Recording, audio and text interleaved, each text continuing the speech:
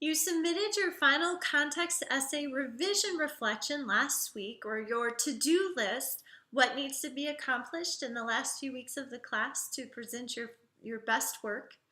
And I hope that you also enjoyed a great vacation. As you move forward and revise your context essay, please keep the following things in mind.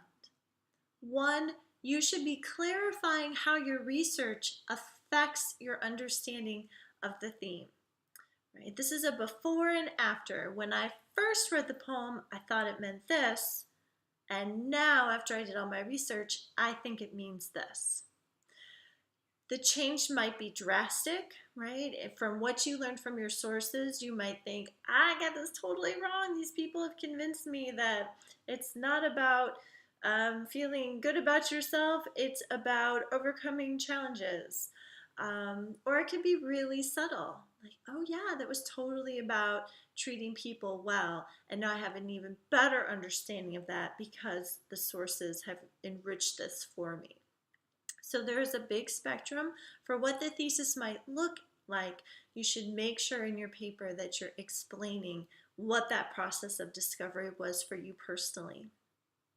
Two, you need at least 5 resources. You can certainly use more. 2 should have come from a database, the same one, different ones, and 3 should have come from searching the internet. It might be Google, Google Scholar, whatever it is you like to use will do well for this. And all of those sources should be contributing to your paper. Remember, this is a works cited page, so all of those sources should have quotes from them or summary or paraphrase somewhere in the essay.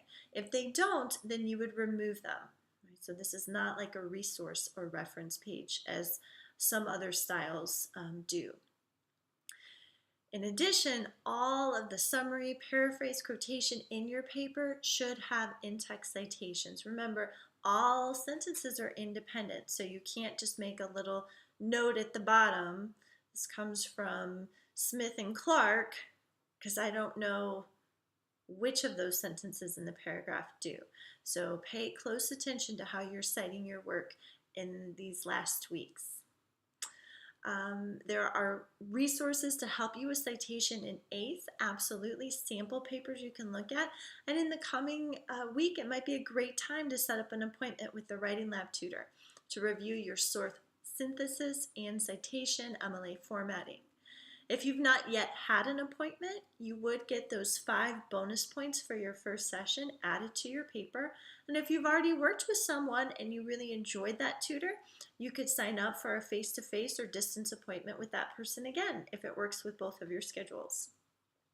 Click on the Writing Lab button on the left toolbar to get started. And 3, you should go beyond reporting what your sources say to explaining how each thing you learned from your sources helps you understand the theme.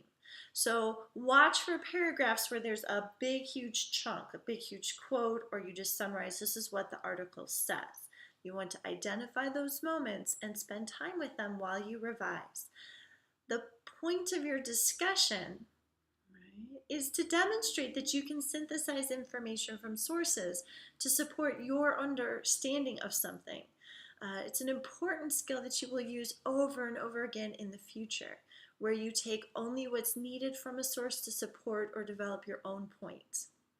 So if you have any questions as you revise this week, message me.